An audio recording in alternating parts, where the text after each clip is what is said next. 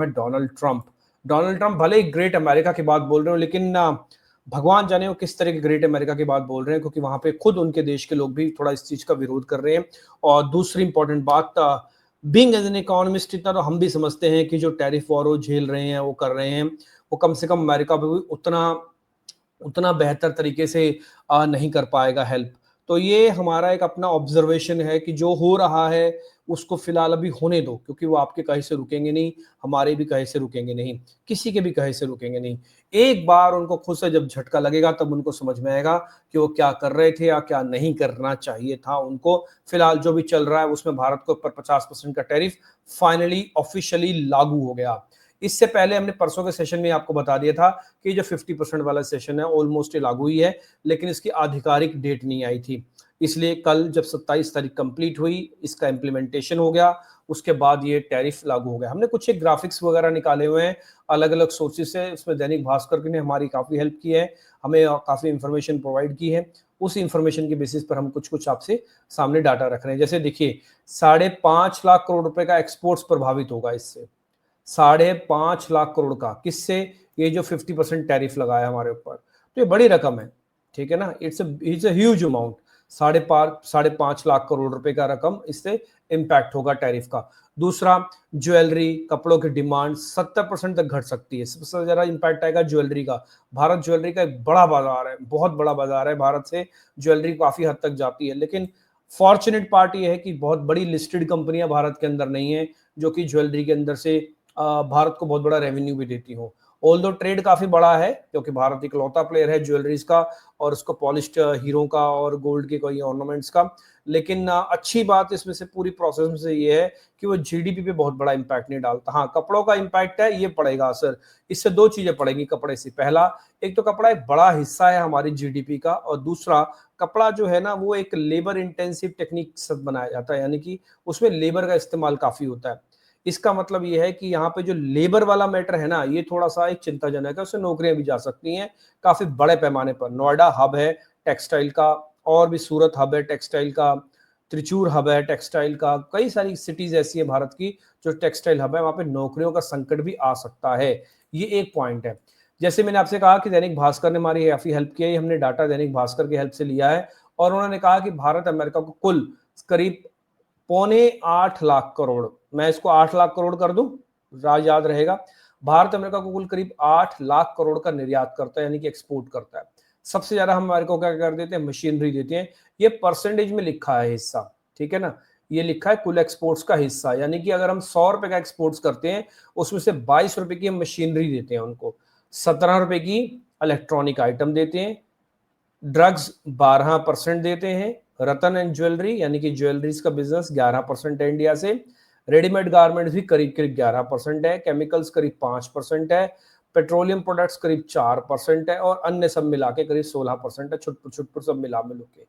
तो सबसे ज्यादा इंपैक्ट तीन चीजों पर आ सकता है, वो है मशीनरी पे, इलेक्ट्रॉनिक आइटम पे, और दूसरा ड्रग्स एंड फार्मा पे। इसको लेकर अभी भी पूरा क्यास नहीं है, पूरा बताया नहीं जा रहा कि कितना होगा। ये सब वैल्यू में लिखा है, ये सब वैल्यू लाख करोड़ में है। जैसे कि मशीनरी 1.68 लाख करोड़ होगी, यानी कि करीब 2 लाख करोड़ रुपए की वैल्यू देते हैं हम। तो अगर आप ये देखेंगे तो 8 लाख करोड़ में से 2 लाख करोड़ की तो मशीनरी की वैल्यू होगी जो भारत देता है। इसमें मशीनरी का मतलब ऑटो इक्विपमेंट्स के पार्ट्स भी शामिल हैं, छोटी छोटी मशीन्स हैं, वेल्डिंग मशीन्स हो गई, छोटी छोटी और मशीन्स हो गई, तो ये मशीनरी का पार्ट है। इससे में एसएमई को काफी इंपैक्ट आ सकता है, ठीक है। इलेक्ट्रॉनिक इंडस्ट्रीज है, उसको काफी इंपैक्ट आ सकता है। यहाँ पे हम चिप बना के देते हैं उनको, मदरबोर्ड बना के देते हैं, और भी छोटा मोटा काम करते हैं। बहुत बड़ी बड़ी कंपनीज का हब है इंडिया में, जहां वो अपने भारत में अपना निवेश कर रहे हैं। बट ठीक है, ये देखिए अमेरिका से हमारा ट्रेड तो काफी बड़ा, 8 लाख करोड़, ये एक ट्रेड है। ये हमने पूरी एक पिक्चर आपके सामने रखी, दैनिक भास्कर से हमको मिली, वो हमने आपके सामने रखा। अब भारत अमेरिका का व्यापार एक बार जल्दी से आप समझ लो। भारत जो है ना, अमेरिका से जो भारत निर्यात करता है वो करता है 6.48, और भारत से अमेरिका जो निर्यात करता है वो करता है 7.35। इसलिए अमेरिका को प्रॉब्लम है। अमेरिका ये कहता है कि आप तो हमको 7 लाख करोड़ रुपए का माल बेच दे देते हो, और हम आपको सिर्फ 3 लाख करोड़ का माल बेचते हैं। उसकी चिंता यह है कि भारत सिर्फ अचार, पापड़, कपड़ा, ज्वेलरी बेचकर ही 8 लाख करोड़ रुपए का बिजनेस अमेरिका से ले लेता है। और अमेरिका हजारों करोड़ रुपए के जहाज, हजारों करोड़ रुपए के पनडुब्बियां, हजारों करोड़ रुपए के गोला बारूद भी भारत को देता है, फिर भी भारत के साथ उसका ट्रेड डेफिसिट है। उसके साथ यही एक प्रॉब्लम है, वो बार बार बार बार इसी चीज को लेकर चिल्ला रहा है कि आपके साथ तुम्हारा ट्रेड डेफिसिट है, इतना बड़ा ट्रेड डेफिसिट है, इतना बड़ा ट्रेड डेफिसिट है। आप रशिया तो इस तरफ एक एग्जाम्पल है, जैसे मैंने आपसे शुरुआत में भी कहा, वो हर चीज के ऊपर उनके डेफिनेशन अलग है। जैसे चाइना के ऊपर उन्होंने टैरिफ नहीं लगाया, लेकिन मैग्नेट्स वाली बात है कि हमको मैग्नेट्स दे दो आप, अगर आप हमको नहीं दोगे तो हम आपके ऊपर 200% का टैरिफ लगा देंगे। तो टैरिफ, ये बात साफ समझ में आ गया, उनको इससे कोई लेना देना नहीं है, और सिर्फ टैरिफ को इस्तेमाल कर रहे हैं और फालतू की चीजों के लिए इस्तेमाल कर रहे हैं, और कुछ भी नहीं हो रहा। उनको ये समझ में नहीं आ रहा, शायद हो सकता है हमसे समझ में आ रहा हो, बड़ी इकॉनमी है वो, बड़े अर्थशास्त्र इनके पास है, समझा भी रहे होंगे, लेकिन कई बार ऐसा होता है कि अब आप गलती करते हैं ना तो आप मानते नहीं है, तो फिर आप गलती करते जाते हैं। एग्जैक्टली हमको लग रहा है कि थोड़ा टैरिफ वाली गलती अमेरिका से वही हुई है, एक बार गलती हुई है, वो पीछे आ नहीं सकते, तो बैक टू बैक गलतियां हो रही हैं। और भारत जैसे बड़े देश के साथ भी ट्रेड के हिसाब से भारत बड़ा नहीं है, बट वैसे हिसाब से भारत की इंपॉर्टेंस बहुत ज्यादा है। ठीक है जी, ये एक रफ ट्रेड है, जो पिक्चर है जो मैंने आपके सामने रखी है। और दूसरा, भारत एक्सपोर्ट्स अकेले अमेरिका पर निर्भर नहीं है। ठीक है, अगर आप ये देखोगे तो हम अमेरिका को करीब 18 से 20% का ट्रेड देते हैं, यूएई को 8, नीदरलैंड को 5, चीन को 4, सिंगापुर को 3, यूके को 3, सऊदी अरब को 3, बांग्लादेश को 3, जर्मनी को 2 और इटली को 2% तक ट्रेड करते हैं, और अन्य छोटे देशों को 49% तक ट्रेड करते हैं। लेकिन ये बात माननी पड़ेगी कि अमेरिका हमारा सबसे बड़ा एक्सपोर्ट का पार्टनर है, तो अगर अमेरिका से हमारी दुश्मनी है या प्रॉब्लम है हमको, तो हमारे एक्सपोर्ट्स पे तो असर आएगा ही। ये आप कबूतर की तरह आंख बंद नहीं कर सकते, आप ये आंखें बंद नहीं कर सकते हैं कि भैया नहीं है, कबूतर चला गया, नहीं, आपको कुछ ना कुछ तो करना पड़ेगा बॉस। और अभी तक भारत की तरफ से कोई ऐसा बयान नहीं आया जिससे कि मैं ये कह सकूं कि हाँ, कि भारत ने भी स्ट्रॉन्ग एक्शन लेके दिखाया है। एक और चीज, हमने एक छोटा सा ग्राफिक हमको दैनिक भास्कर से और मिला, वो हम आपके साथ शेयर कर रहे हैं। हम पूरा क्रेडिट दैनिक भास्कर को देना चाहते हैं, उन्होंने बहुत अच्छे से ग्राफिक्स बनाए। मैं बहुत सारी रिपोर्ट्स पढ़ता रहता हूँ, मेरे को एक ग्राफिक सबसे अच्छे लगे, इसलिए मैंने आपके लिए चुन लिया और आपके लिए सामने रख दिया। अब आप कहाँ पढ़ेंगे दैनिक भास्कर, हम ही आपके लिए ले आए हैं। ठीक है, और दैनिक भास्कर का थैंक यू वेरी मच, अच्छे ग्राफिक्स बनाए हैं, उनकी टीम को हमारा साधुवाद है, उनकी टीम को हमारा बहुत ही एक अच्छा पॉइंट है। ठीक है, भारतीय अर्थव्यवस्था एक्सपोर्ट्स पर कम निर्भर है। भारत का जो एक्सपोर्ट्स अगर आप देखेंगे, जैसे वियतनाम, उसकी पूरी इकोनॉमी करीब 87% उसकी इकोनॉमी एक्सपोर्ट्स पे ओरिएंटेड है। थाईलैंड की इकोनॉमी है, तुर्की की इकोनॉमी है, फिलीपींस की इकोनॉमी है, लेकिन भारत की करीब 22% इकोनॉमी एक्सपोर्ट्स के ऊपर है। 22% हमारी, यानी कि 78% कंजम्पशन के ऊपर हमारी इकोनॉमी है। तो भारत सरकार ने किया कि इस 22% के बारे में चिंता तो कुछ नहीं की। ठीक है ना, एक मिनट, इस 22% के बारे में चिंता तो कुछ नहीं की, अभी तक इसको लेकर कोई बयान नहीं आया। मैं रिपीट कर देता हूँ फिर से आपको, भारत जो टोटल करीब 22% का एक्सपोर्ट करता है, यहाँ से आपको ज्यादा अच्छी पिक्चर दिखेगी, ये रहा।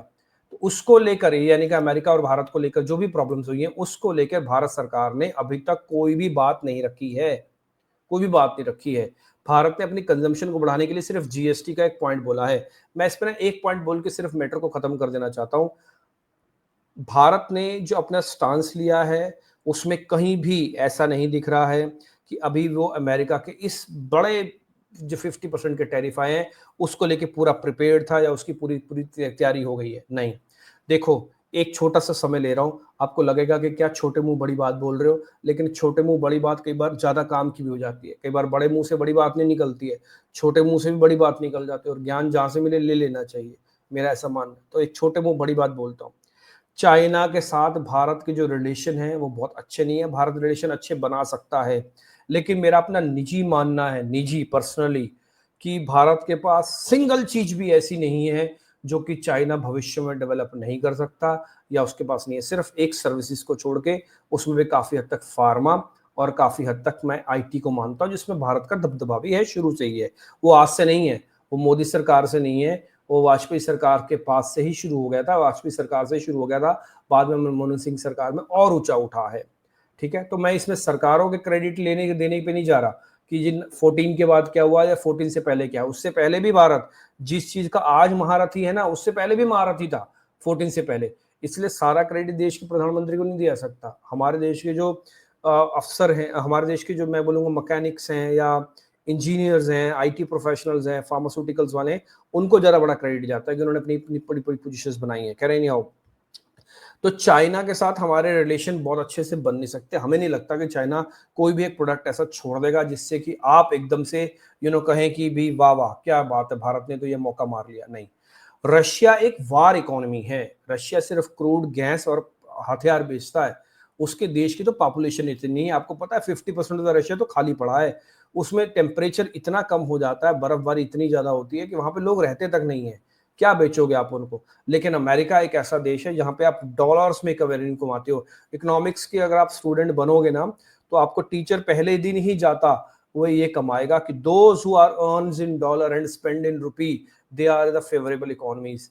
वो आपको पहली लाइन ही बताएंगे कि जो डॉलर्स में कमाते हैं और रुपी में एक्सपेंड कर रहे हैं, खर्च करते हैं, एक्सपेंडिचर करते हैं, वो सब बड़े देश हैं। ठीक है ना? डॉलर्स में कमाना बहुत जरूरी है, क्योंकि डॉलर की वैल्यू वर्ल्ड वाइड काफी ज्यादा है। आप भारत का रुपया और डॉलर को देख लो, 80 टाइम्स है। भारत के 80 रुपए इज इक्वल टू $1 है, यानी कि $1 80 गुना बड़ा है। इसलिए ये बात तो सच है कि भारत की इकोनॉमी को एक झटका तो लगेगा इस अमेरिका के साथ। कोई तैयारी सरकार की मेरे को दिख नहीं रही है दूर दूर तक, अभी तक अमेरिका के इस 50% झेलने वाले को लेकर। हाँ, भारत की अपनी तैयारी जरूर है, जो उसने अपनी जीएसटी किया। थैंक गॉड, मैं बोलता हूँ, सच बोलता हूँ, मैं भगवान की कसम खा के, कि ये भी जीएसटी वाला बयान जिसने भी दिलवाया, दिया या लागू हो रहा है, ये बहुत अच्छा स्टेप है। मैं बीइंग एज एन इकोनॉमिस्ट बोल सकता हूँ बहुत अच्छा स्टेप है। इसमें 3-4 चीजें छुपी हुई हैं। इसमें टैक्स रिलेशन है, इसके अंदर एफआईज को इनवाइट करने का मामला है, और इसके अंदर डोमेस्टिक कंजम्पशन बढ़ाने का मामला है। बस एक चीज की मेरे को अभी भी कमी दिख रही है कि आप इस 50% के जो लॉस होगा इसको पूरा कैसे करेंगे। चाइना और रशिया से वो नहीं होगा। चाइना आपको पूरा नहीं करने देगा, रशिया आपको पूरा नहीं हो सकता, वो वहां से तो नहीं होगा। इसका मतलब भारत को वापस से नेगोशिएशन टेबल पे बैठना के साथ। वो आज नहीं बैठे, 10 दिन बैठे, 20 दिन बैठे, लेकिन ये बात आप मेरे से लिख लीजिएगा, मैं ऑन रिकॉर्ड आपके सामने बोल रहा हूँ। 28 तारीख को, 28 अगस्त, ऑन रिकॉर्ड बोल रहा हूँ, 28 अगस्त 8:06 पे मैं बोल रहा हूँ। आप देख लीजिएगा, भारत और अमेरिका एक ही टेबल पे अगले 1 से 1.5 महीने में बैठ जाएंगे और नेगोशिएशन पे आएंगे। 100% आएंगे। ये ना अमेरिका के हित में है, ना भारत के हित में, जो भी हो रहा है, जो भी दिख रहा है आपको स्क्रीन पर। इसलिए ये जरूर होगा, सेटलमेंट की तरफ बढ़ेगा। बड़ी से बड़ी लड़ाई लड़ लीजिए, लेकिन लास्ट में होता सेटलमेंट ही है। इस बार भी वैसे ही कुछ होने जाएगा, बस समय और टाइमिंग का मामला है। कुछ बयान भारत दे दे, कुछ बयान अमेरिका की तरफ से आ जाए, बात बन सकती है। ठीक है, इस चैप्टर को थोड़ा क्लोज कर ले, आगे बढ़ जाए। फिर से बता देता हूं कि भारत को इसका अभी तक कोई हमारी तरफ से, मेरे को तो कम से कम ऐसा नहीं दिखा कि भारत की बहुत बड़ी तैयारी है इस अमेरिका के इस 50%